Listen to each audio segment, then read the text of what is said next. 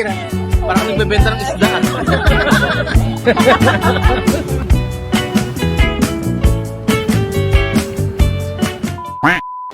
Hi vlog! So for today's video, dumating yung mga friends namin from Dubai at nagkayaan mag-food trip. So tara, sama kayo. So nakarating na kami dito sa Khalifa City, Al Raha Gardens. Meron sila ditong iba-ibang food trucks.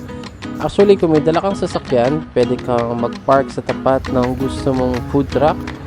And then lalapit yung mga staff to get your order. Medyo okay naman na yung panahon, kaya lumabas na rin kami, nag-ikot-ikot and check yung mga menus nila.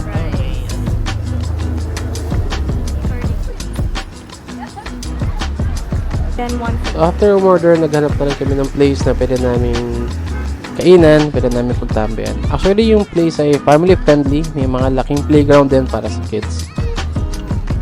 And then, ito yung isa namin in-orderan, Al Arish. And then, yung isa na pili namin kainan ay I Love Burgers. Order kami na I Love Burgers Shawarma.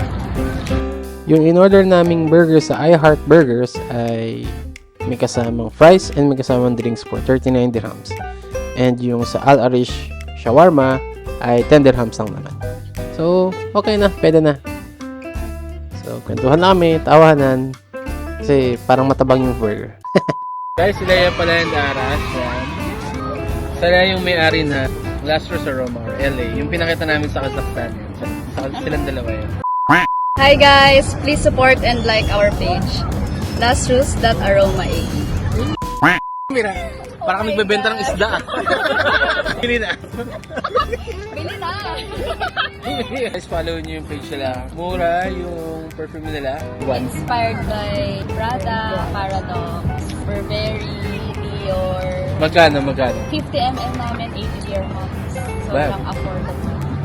Pwede rin pang gifting, di ba? Pwede rin pang Meron regalo. kaming 15 dirhams, 3 bottles for 100. Yan siya, Ayan, guys, 3 bottles for 100 yes. And 6 bottles for 110. Ano ulit? Makikita nyo naman dyan, nandito sa Instagram. Ayan.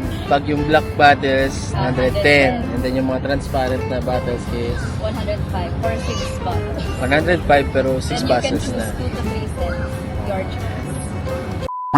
Pabalik na kami sa city ngayon kasi medyo hindi kami nabusog. Lipat kami ng spot. Kasama na namin sa Ate Karen, kapatid ni Leia. So, see you guys sa city.